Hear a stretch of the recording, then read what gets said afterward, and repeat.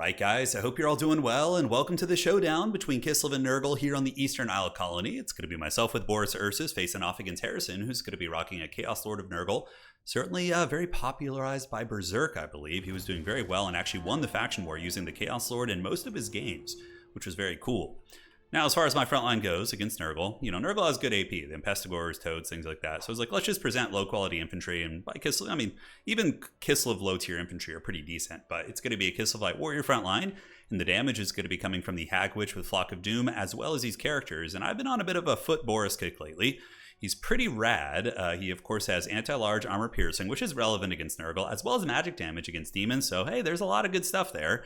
He's got the Shard Blade as well as the Fury of Orson. And you don't leave home without a Patriarch, right? So Patriarch's going to be providing AoE heals to Boris, as well as our real heavy hitter, which is going to be the Incarnate Elemental, trying to drag down all those Nurgle infantry. Over here in the mobile game, we are going to be rocking 3 units of Horse Archers, and they are hopefully going to be able to move up and poke pretty effectively.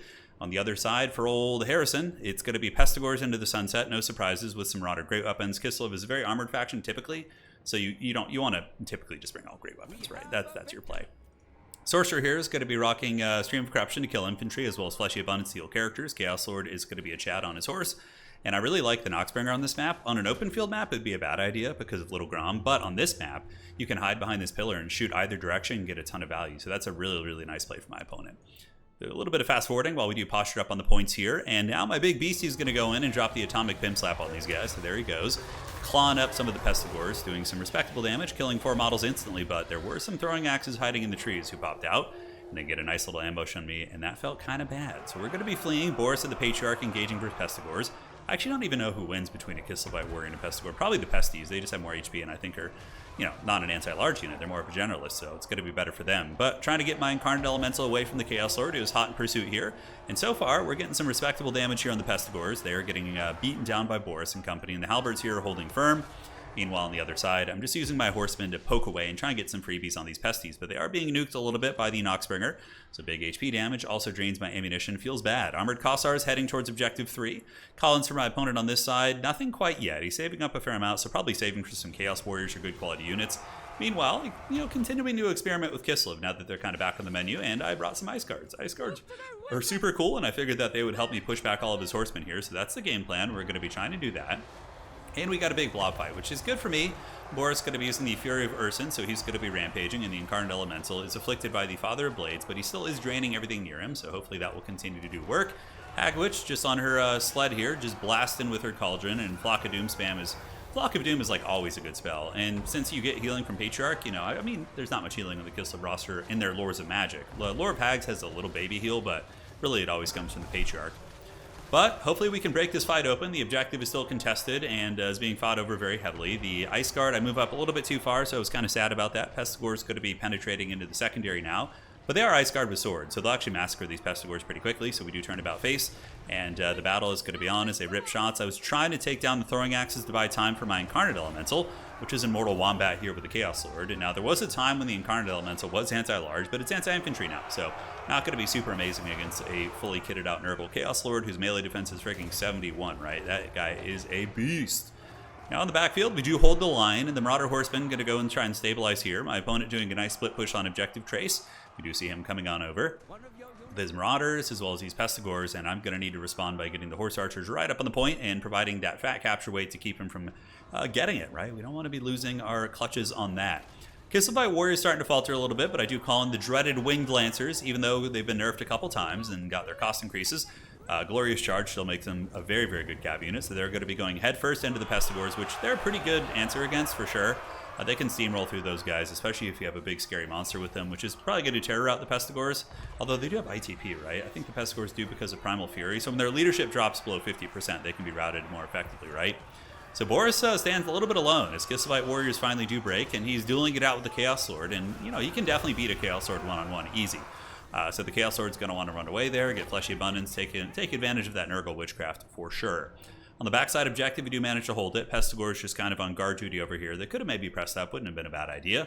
but I do call in some Zargard here. So I figured the Zargard would be a good anchor on the side objective, although in retrospect this was not a good idea, because there's just too many cost-effective great weapons on the battlefield for my opponent, including Noxbringer, which is going to be happy to farm value from my elite infantry. So hopefully it'll still be able to get a little work done. We will see what they can do. Nurgle has like a lot of good answers against elite infantry though. Plague Toads or something that's always on the menu, right?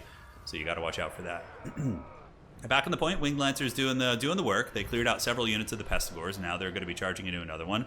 Alas, I do miss my charge, although we kind of still penetrate through with the Cav and maybe actually break one of these Marauder Horsemen, which is pretty hog wild. The Ice Guard are back online, looking at the value of the Ice Guard. Let's see what they're cooking up right now. They've got about 700 value, and they have been able to effectively kill these units. Here we have some Witchcraft going down once again. Boris, I believe, using the Shard Blade. Is that what it was? Yeah, Shard Blade. So it's kind of like a mini drain effect nearby. And the Chaos Lord's kind of getting smashed up. So at this point, I felt like, I was down in value, but I felt like I was in a pretty good shape this game. Like, I have his Lord very beat up. I have a lot of mobility. My infantry are mostly stabilized. I have some elite infantry on the way in. So we're going to see if we can really, really just push Nurgle off this point and get our, get back on the horse and see what we can do. Pushing in our Chaos Warriors with Grey Weapons. Very scary. Ice Guard are going to be forced back. And this is where, I was kind of like, okay, I actually got something good to fight with my Grey Weapons, right? We have these Chaos Warriors here. So at the very least, will be useful there. But we do start to flip the objective again. The Patriarch fighting it out. Noxbringer is pretty good on ammo. What kind of value did it have so far? About 600. So it has been able to accrue some nice value. Meanwhile, the Marauder Horsemen and the Great Weapons are hustling on in. We're going to see what they can get done here. And back on the objective 3, the Armored Cossars battling it out with Pestigors. Pestigors will be able to dominate them, unfortunately. And I only brought one Winged Lancer, which was something I was regretting pretty quickly. I was like, oh man, I wish I had like 4 Winged Lancers. It would be such a good counter against all these lightly armored infantry running around. But the Zargard Great Weapons will probably be able to solo all these Pestigors. So that, ends up paying for itself, I suppose. So on the point, the Ice Guard, I move him up for capture weight. We have the Hag Witch running over the Chaos Warriors. And here the Chaos Lord is being forced back a little bit. However, my Incarnate Elemental is being subjected to the throwing weapons, so he's got to watch out. But the drain is on. Incarnate Elemental's got about 1,200 value so far, so he's doing all right. He's not doing bad at all. And slapping Chaos Warriors, Armored Infantry is his power fantasy. So that's the power fantasy we're going to be trying to live as more Kislev Warriors do arrive. And on this side, the Zargard with Great Weapons are going to be bashing through the Pestigors, getting a big flank. They have a huge anti-infantry. I think it's like 12 or something. 14, actually, yeah, so pretty damn good. And the Pesties getting folded up by the charge of the Dervishes. Our back objective is stabilized, so now our path to victory is very clear. We need to just hold this objective, keep value trading here, and hopefully kind of close the gap a little bit. I am behind. My opponent is Nurgle, too. You don't want to be behind Nurgle. That's always a bad spot to be. He's very stinky, after all. Pesties sitting on the objective here. A couple Nurglings on their way in. The Hag is Flock of Dooming, and the Incarnate Elemental, I believe, is still active here. Yes, he does get the Salax Lullaby, and he is poisoned. It'd be interesting if poison reduced healing. That'd probably be a little bit OP, though. Nurgle, it already does a lot of reductions, right? If it reduced healing, too, that'd be pretty savage. I mean, healing is supposed to, like, counter poison, like, I guess lore-wise, right? But the Chaos Lord is being a raid boss back here on the Rot Beast mount. And what kind of value do we see from the Chaos Lord? About 600, 700 value. But, he's still got a lot of staying power. And he will be able to kill the Ice Guard pretty effectively. But the Warriors and the Hag Witch able to push Nurgle off the point to an extent. And the Incarnate Elemental is doing some solid work here. But we do see the big Noxbringer coming in for the flank charge. It's going to be a nice one. Noxbringer is a really good fighter, actually. It's an ROR Soul Grinder, so its stats are going to be pretty nasty. And Boris is nearby, but it's not the easiest to kind of get to that thing with all the Nurgle infantry nearby. Now, I do call out 2 Cossars. I figured there's tons of Pestigors and tons of targets for the arrows to shoot into.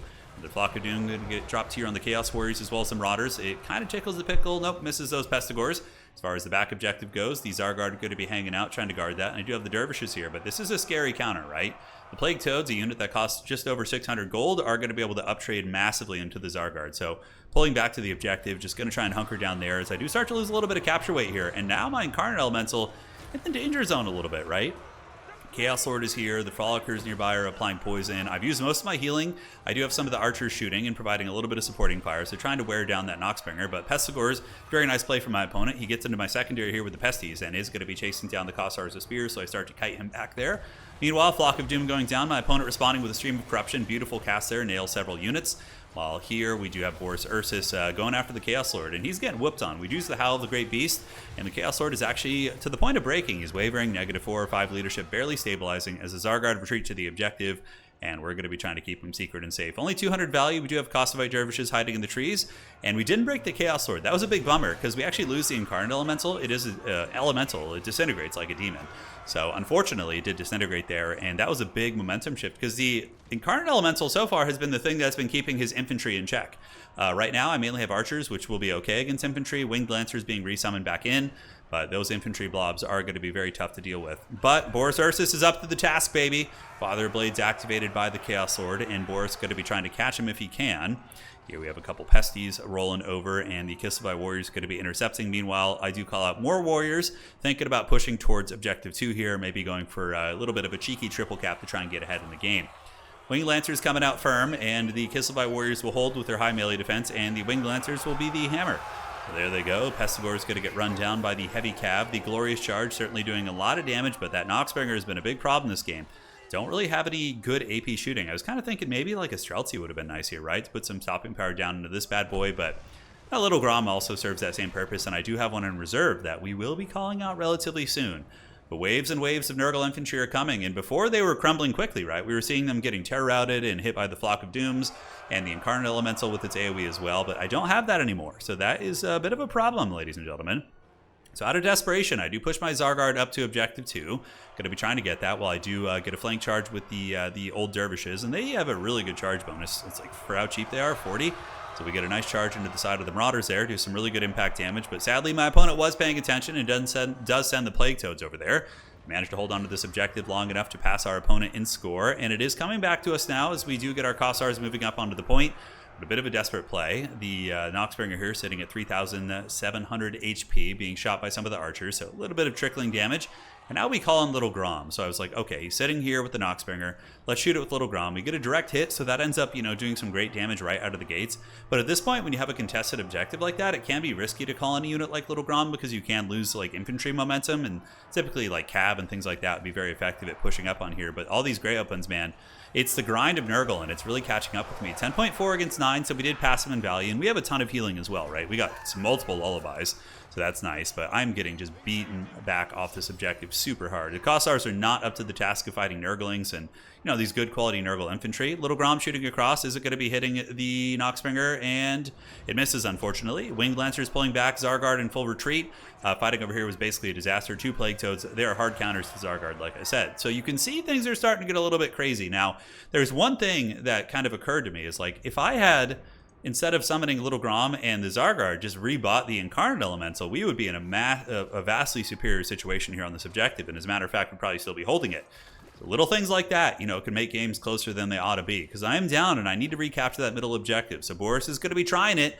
Kislev warriors hanging out here on the objective, and the Zargard just getting cut to pieces, having accrued about 500 value so far. They can fight back against Toads just because they're elite, but it's going to be hard. So double Dervish, Little Grom shooting into, unfortunately, just cheap Pestigores, which is not what you want to be doing. I do resecure the capture weight. And Boris Ursus has been doing well. He's up to about 1,500 value, and he's pretty cheap. I think he's around that much gold as far as what I paid. Chaos Sorcerer gets a little bit surrounded by Winged Lancers. Both the Marauder Horsemen and Nurgle are going to be on the way in, and the Kislev Warriors hoping to try and come and snipe his caster. That would be a big win for us. So obviously not a triple cap situation, and Nurgle is going to be pressing up very aggressively. The buckling of the Zargard on the flank is going to be a lot of capture weight heading towards my objective 3, and his call-ins here are just more Marauders with Grey Opens. Because again, I'm mostly armor, right? And I don't have a lot of great answers against him as it currently stands. So here we have the Noxbringer cackling about. Noxbringer sitting at 1,800 value, so it hasn't quite paid for itself, but it's getting in the ballpark. Boris is rampaging, just tearing through whatever he can with the Fury of Ursun. So you just kind of put him in a blob and let him do his thing, right? And big fight back here. We do get a surround on a lot of his pesties, and maybe we'll be able to fold them. Here, the Kislevite warriors going to be trying to hold that point against the onslaught of Nurgle, and the Zargard somehow are still around. They're still fighting to the bitter end, just a testament to the grit of the Kislevite warriors. And I'm also out of Winds of Magic. The Hag Witch has been an absolute beast, though. I think she's really good. Obviously, most people go with the Ice Witch. That's very meta, but I think Kislev has good enough combat characters with Rasputin and Boris that bringing a Hag Witch and just spamming Flock of Doom is arguably more cost-effective in many situations. But, yeah, hard to say. So Horse Archers are called out. We are calling out more Dervishes out of desperation to try and hold on to the point. And I think with this Dervish arriving, we might be able to get it. But the big thing, like I said, is going to be wrestling this point. And Boris does get a nice prison shank here on the Noxbringer, which is at about 2,000 HP. And the Little Grom is shooting and missing, unfortunately. So it has missed a couple shots. Patriarch doesn't have the passive healing ability anymore. It's been, obviously removed several patches ago. Rightfully so. It was absolute nonsense. Kislev definitely feeling a lot better to this patch. Still feels like, in my opinion, a top 5 faction. Very, very good, but, you know, are they as good as some of the other factions, like, you know, maybe Wood Elves? I don't know. We'll find out. Wood Elves, you know, are very hard to play, whereas Kislev isn't super hard to play comparatively. I mean, obviously there's a high skill ceiling with Cav-centric factions, but beginners can pick up Kislev, and it's a lot more forgiving than a beginner picking up Wood Elves, right? So Dervishes and company battling it out versus the Plague Toads here on the side, and the Zargar, despite fighting a counter matchup, doing a great job and holding their own. But we're starting to lose a lot of ground. Our opponent has finally passed us in score. In the back, we do call in some armored Kossars, but Boris is starting to waver. He's been fighting tooth and nail here. He's been standing alone, surrounded by great weapons, and I think the Red Tsar is going to be in some trouble. He's almost gotten the Noxbringer down, though, which is awesome. So if he can get that demon down, that would be a pretty heavy metal way to go out here. Unfortunately, though, he does break right before. No, he brings the demon down with him. All right, so it's unstable. It's disintegrating due to the wrath of Boris Ursus. You gotta love it. But ladies and gentlemen, that's basically going to be GG. He captures all my objectives. This one's going to be going to him, and that is it. So that was a really good game. You know, first time I played Kislev in ages, maybe like 4 or 5 months, and it was a good fun. This was a tournament. This was a semifinal match. I went 4-0 with them in the regular rounds, and then lost in the semis to this great Nurgle player Harrison here. In retrospect, though, I learned a lot. You know, if I were to do that again, there's a multitude of ways you can play this. You can go Chariot spam, you can go Elemental Bear, you can go Mass Archers. That's what's cool about Kislev, is it's very dynamic. But if I were to play the same style, obviously I would just bring a lot more Winged Lancers. They were freaking awesome at clearing out the backfield. I would probably cut Little Grom. And yeah, just resummoning the Elemental Beast might have even allowed me to stay in that game too and not lose the ground. Because when that thing was gone, I just folded. I couldn't deal with the swarms of infantry anymore. And yeah, that's where like heavy war sleds would also be a good choice. So maybe cut the Zarguard, get two heavy war sleds in reserve, cut Little Grom, and get some more Winged Lancers, and boom, you have like an optimal build here, and you're able to win. But Foot Boris is fun. I really like him. He's underrated as hell. 2,000 value on him. Awesome, man. Great anti-large fighter, magic damage against demons. What's not to love? All right, guys, take care of yourselves. We'll see you around. Well played to my opponent here, and we'll see you guys on the other side.